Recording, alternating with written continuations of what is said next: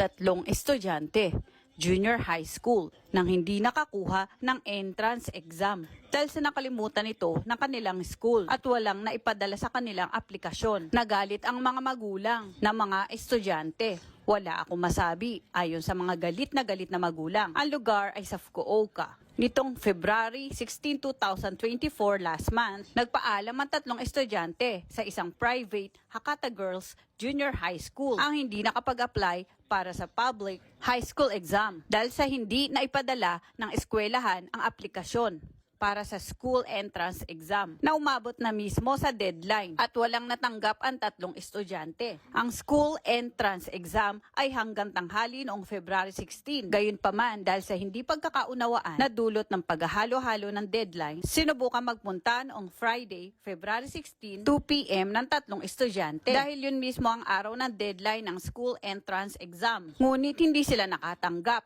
March 2 nitong taon lang, ang parent information session ay naganap. Galit na galit ang tatlong magulang sa school dahil sa malaking pagkakamali ng eskwelahan. Kahit na sinong magulang ay parehas ang mararamdaman. Hindi natin makakaya na nahihirapan ang ating mga anak at masama ang loob dahil hindi sila nakatanggap ng school entrance exam. Galit na sinabi ng tatlong magulang. Ipinababalik nila ang 3 taon nilang binayaran sa eskwelahan. Ayon sa eskwelahan, hindi na maisasauli pa ang 3 taong binayaran. Sa briefing session ay may dapat din bayaran, halagang 30 lapad. Ayon sa tatlong magulang, wala silang balak magbayad.